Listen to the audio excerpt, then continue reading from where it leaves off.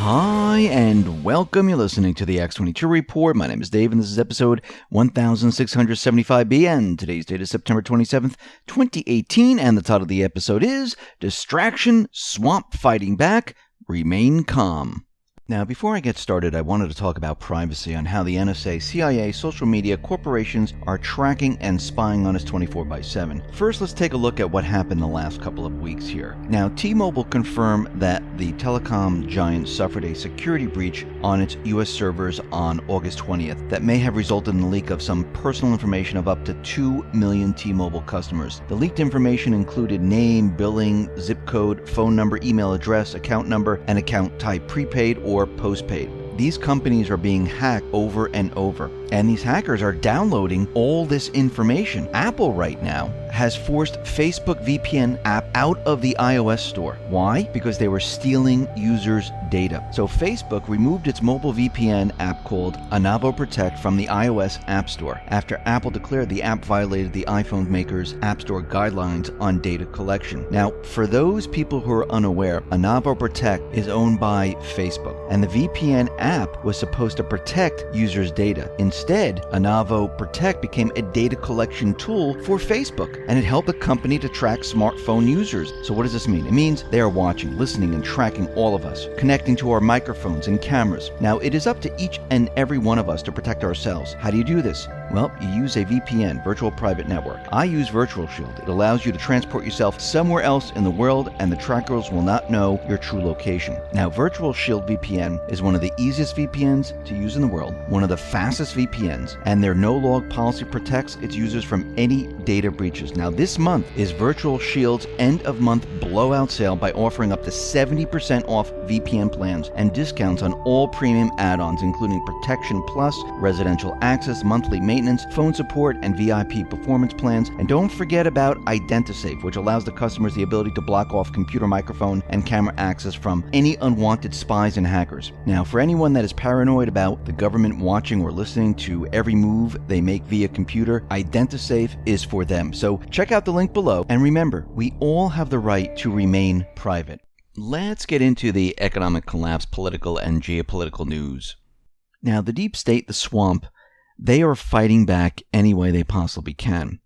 And, of course, Ford came forward first, and Feinstein held on to the letter, didn't release it to the final moments. I mean, she got this back in July when the letter was actually written, and she had access to it, but she held on to it. And there was a reason why she did this, because they didn't want an investigation at that time, because it would then be over with, and Kavanaugh would then be confirmed. They know this.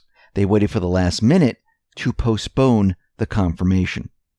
And what they realized is that they weren't going to postpone the confirmation. So what they started to do was they started to throw more women at Kavanaugh. I mean, some of them are absolutely ridiculous. I mean, the latest one is Swetnick's. And of course, her lawyer, Michael Avenatti, he's using this with no proof, with nothing to show that he was even around. And now we're getting reports that Swetnick's ex-boyfriend, Richard Venecci, a registered Democrat, took out a restraining order against her and says he has evidence that she's lying. And he went on to say, after I broke up with her, she was threatening my family, threatening my wife, threatening to do harm to my baby at the time. He went on to say, I have a lot of facts, evidence, that what she's saying is not true at all. I would rather speak to my attorney first before saying more. Now, Avenatti calls those claims outrageous, but his claims are real. Of course, he's saying he doesn't have to produce any evidence whatsoever, which is very interesting. We see journalist Thomas Wichter discovered that a report about Swetnick by The Guardian had mysteriously been altered to remove a reference to her former employer, New York Life. Now, Thomas Wichter tweeted out the following. The original Guardian article has been edited. They took out this sentence. A 2007 report in a New Jersey newspaper in which she was quoted as a member of the public preparing for that year's Super Bowl said she then worked for New York Life, the insurance company. Lo and behold, Swetnick made a sexual harassment claim against New York Life and used the firm run by Christine Blasey Ford's attorney to represent her.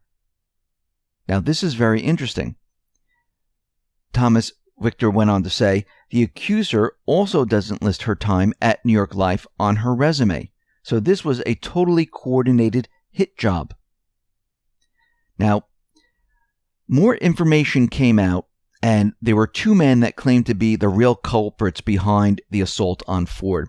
And I think this was a complete setup, because why would they come forward and say, no, it was really me, we were the ones who did this, and we'll take the blame? This just seems a little outrageous, and I believe this was a complete setup to try to switch things around, but I don't think it worked. Now, throughout the hearing today with Dr. Ford and Kavanaugh, during Dr. Ford's testimony, we continually heard that we should have an FBI investigation, And during Kavanaugh's time, they asked him the same thing. Don't you think we should have an investigation? Shouldn't you call for an investigation?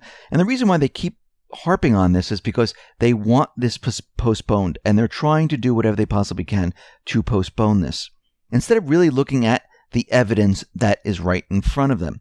But let me just go back in time to 1991, where former Vice President Joe Biden at the Senate Judiciary Committee, during the Clarence Thomas Anita Hill hearings, dismissed any conclusions the FBI came to in the report about the sexual harassment allegations made against Thomas at the time. He went on to say, the next person who refers to an FBI report as being worth anything obviously doesn't understand anything. The FBI explicitly does not, in this or any other case, reach a conclusion. Period. So, Judge, there is no reason why you should know this. The reason why we cannot rely on the FBI report, you wouldn't like it if we did, because it is inconclusive. He continued, they say he said, she said, and they said, period. So when people wave an FBI report before you, understand they do not reach conclusion. They do not make, as my friend points out, more accurately, they do not make recommendations. Take a listen to what he said during that period in 1991. And the last thing I'll point out, the next person that refers to an FBI report as being worth anything obviously doesn't understand anything. FBI explicitly does not, in this or any other case, reach a conclusion. Period. So, Judge, there's no reason why you should know this. The reason why we cannot rely on the FBI report, you wouldn't like it if we did, because it is inconclusive. They say he said, she said, and they said. Period. So when people wave an FBI report before you, understand, they do not reach conclusions. They do not make, as my friend points out more adequate, they do not make recommendations. Now, during the hearing, Dr. Ford went first. She testified, answered questions, and then Kavanaugh went afterwards. And of course, when both of them were up, they were asking, shouldn't we have an FBI investigation? Shouldn't we call for one? And they keep doing this because they want to postpone this. And we're not going to go into, how did this person look? How did that person sound? We're just going to look at the facts and the inconsistencies of the story. And that's what we're going to look at right here. Now, during this whole process, we know that Dianne Feinstein, she received a letter from Congresswoman Eshoo, and we know that Dr. Ford gave this letter to her, and then it was leaked, or she was actually reported it to the Washington Post, which then published what happened. And of course, this is the way the deep state works, because they needed to get out into the mainstream media to build sympathy.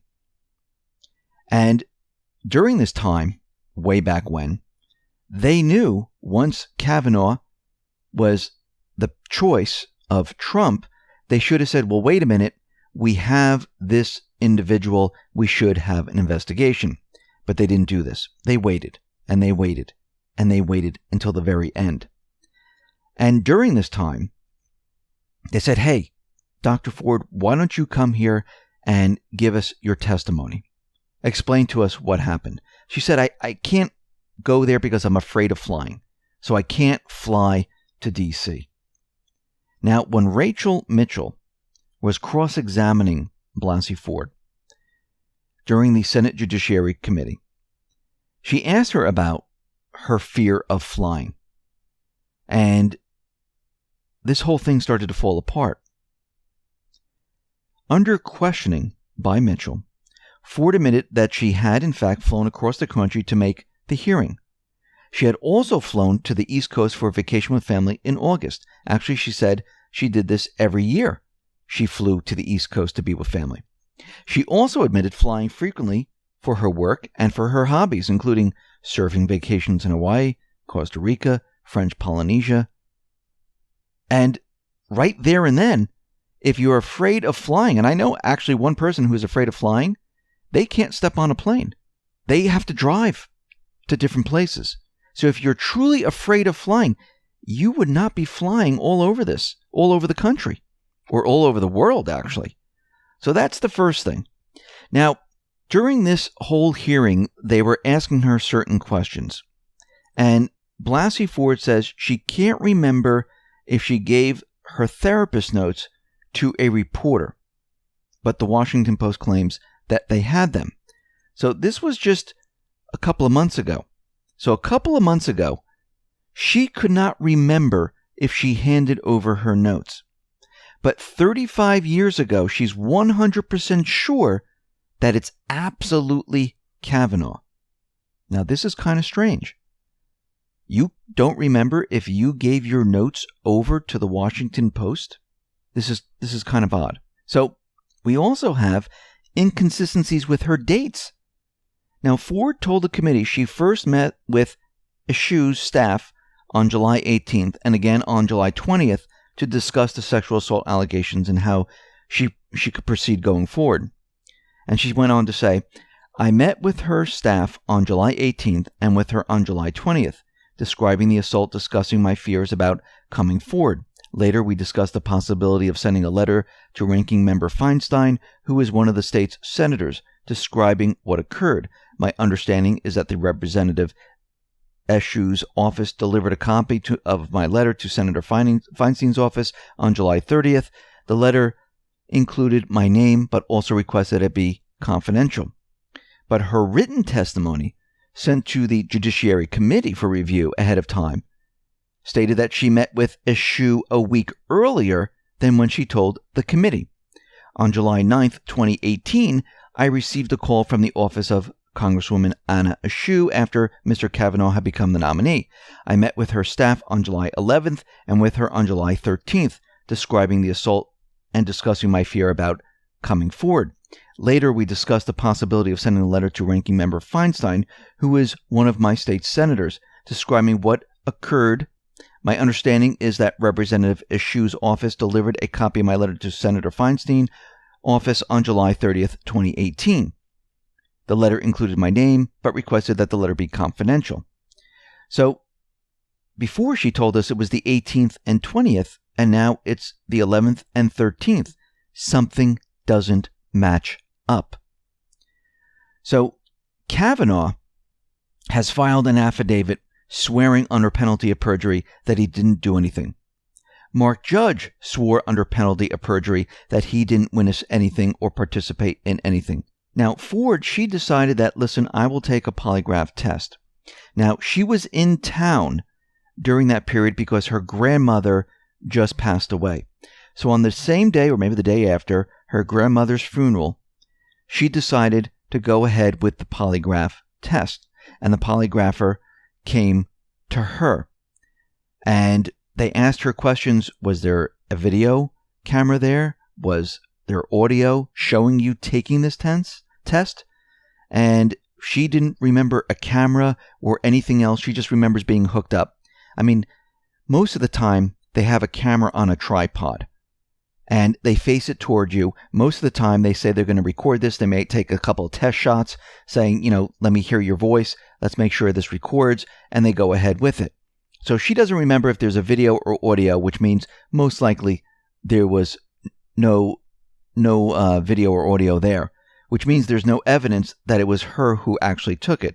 But that's besides the point. And we'll get into the polygraph test in a little bit. Now, during the hearing, they brought up a map to show where the party was, where the swimming pool was, and Ford had acknowledged that on the day of the alleged incident, someone had to drive her from the swimming pool to the house, because the house is located between the swimming pool and her house, which are 15 miles apart. Now, this is very interesting because somebody had to drive her, but she couldn't remember who drove her from the swimming pool to the house. Now, don't you think this is important? Don't you think she would remember who drove her to the party? I mean, find the driver, and we have more information of what's going on here. We also learned today that Ford can't remember time, date, location of the party, who drove her to the party, which we just mentioned, who was at the party, who pushed her into the room. She said it was Kavanaugh and Judge, but she's not sure if it was actually Judge or Kavanaugh who pushed her because it came from behind, who drove her from the party, and who paid for her polygraph test. Can't remember any of this, or doesn't know any of this information, but she's 100% sure it was Kavanaugh 36 years ago, which is very strange. Now, let's look at the polygraph test here. Now, the biggest problem with the so-called lie detector results are the examiner never actually asked questions about Kavanaugh during the polygraph test. Now, we mentioned this previously in the report before we knew anything about this. The person conducting the polygraph, who was a third-party examiner and not a law enforcement official, had Ford scribble down her nearly 40-year-old memory and then, at the drunken party, and then asked her two vague questions. Those two questions were, is any part of your statement false, and did you make up any part of your statement? This is absolutely important to understand. Again, the polygraph test didn't actually ask the main accuser any questions about Kavanaugh. His name was never brought up by the interviewer. And I would like to see the therapist notes, because back in 2012, when they were in therapy, she talked about this, and I'd be shocked to see if she mentioned Kavanaugh's name at that time, because she said she mentioned it to her husband, which means it has to be most likely in the therapist notes. Now, I'm not saying something didn't happen to her. I believe that she definitely is going through something, and something definitely happened. I just don't think it was with Kavanaugh. Now, to make matters worse, the statement from Ford that she was then asked about by the polygraph examiner directly contradicts different versions of the alleged event that the accuser also is given. Ford's polygraph letter contradicts letters she sent to Feinstein. Now, the polygraph letter says 4 boys and a couple of girls were at a party. Letter to Feinstein says me and 4 others. No way to reconcile the two, irrespective of whether she's counting herself in the polygraph letter. It's important to remember that fundamental facts such as how many people witnessed the alleged incident and what their genders were have been up in the air already. Even journalists from the Washington Post are seemingly unable to keep the details straight. And here's another huge point. The fact that Ford passed the polygraph based on a statement that she later herself contradicted while telling the story to other people shows how unreliable the evidence truly is. Now, here's another strange twist in the story. Jill Strux, which is Peter Strzok's sister-in-law, works with Thomas Blassie. Thomas Blassie is Christine Ford's brother. So Christine Ford and Peter Strzok have a connection, which is kind of strange. We also understand that Kavanaugh, when it was his time to testify, he handed over his calendar going back into the 80s. Why did he keep a calendar? He said his father kept a calendar in the 70s, and his father still has all his calendars, and that's why Kavanaugh kept his calendar. And it shows that he was not in town during this period of time. So right there and then, we have a major problem. Now, Dr. Ford is saying that her email was hacked into after going public with sexual assault allegations. Who hacked it, we don't know. And it's unclear what information was taken from her account. But what's very interesting is that Rex came out, and I believe his Twitter account blocks him from tweeting right now, said the following, and I don't know if this ties into her account being hacked or not, but it's very interesting. Rex says, okay, I'm allowed to say this. Number one, emails exist where Blasey Ford is freaking out and admits the story is nonsense BS to well-known names. Number two, there's a Gorsuch letter. And number three, there is more. Make of that what you will. And that's what Rex said. So her email was hacked into, information was retrieved, and they do believe, or that he's saying, that there's information in there where she's talking to people about different things. Now, this whole thing that we're watching right now is one gigantic distraction. The swamp, they are distracting all of this, and of course they don't want him confirmed. If you really think about it, through this whole entire period, we have not heard anything about FISA. No one's tweeting about it. Nobody's saying anything about it. The mainstream media, completely blank. There's nothing about this whatsoever because this is taking up the airwaves. Now, remember, the whole tactic here is to try to postpone the confirmation vote. And if they can't postpone the confirmation vote, what they're going to try to do is they're going to try to damage Kavanaugh's credibility, to make people think that he is guilty of this. And of course, right now, there is no evidence whatsoever showing that he's guilty of this. Yes, someone is alleging this, but they haven't proved it with witnesses. They haven't proved it with actual proof. And his calendar coming forward shows that he wasn't even in town. Now, it looks like Rosenstein decided to go to the White House and try to meet with Trump. Trump put him off and said, listen, let's not meet right now. Let's wait until the hearings are over because I don't want this to interfere with this.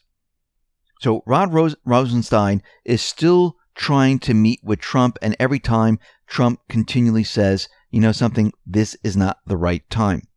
We found out that George Soros funded Fusion GPS. Now, a spokesman for billionaire financier George Soros is acknowledging that he indirectly funded GPS, the firm behind the Steele dossier. And Soros has been behind a lot of different things. The refugees out in the Middle East, funding different groups and NGOs. And I'm not really shocked that he helped with this at all. We see Trump is out there and he is saying that China is getting ready to interfere in the U.S. elections. And the translation of this is that the deep state is getting ready to try to manipulate the upcoming elections. And remember, he has the executive order in place that if any foreign entity or any person interferes with the election, his executive order would kick in, and all of a sudden he can confiscate their properties and gather information on the people, and it would not go down well for those individuals. And I think what he's continually doing while he's saying this is he's warning those individuals that are getting ready to interfere with the elections. Now, we need to understand that Q has continually said the Patriots are in control. This is part of the plan. They knew this was coming, and I'm sure they set up some safeguards that they're already ahead of the game, and we're going to see a lot of this information come out now. I think the deep state played their hand. Ford testified, and all the other accounts, well, they're being debunked right now. Again, remember, they did not file an affidavit swearing under penalty of perjury. All they did was tell their story to the mainstream media, to put it out there, to make it a circus. They did this on purpose. And you can see that there are certain individuals within the deep state that are behind this. So we see right now that the hearings are happening. They're still scheduling the confirmation vote. We'll have to see if that happens. And if this does happen, it coordinates exactly with the presidential alert system. Now, we'll have to see if they delay it, if the Senate Judiciary Committee comes back and says, okay, there wasn't enough evidence, or there was enough evidence. At this time, there's so many inconsistencies. Things really don't make sense. And actually, Kavanaugh right now has his calendar, which actually shows, which he kept for a very long time, where he was, what he was doing, and where he was at that time. So we'll have to see how this plays out. But going back to Q, Patriots are in control. Listen, everyone, thanks a lot for listening. Be well, be safe, and especially be prepared. Thanks a lot.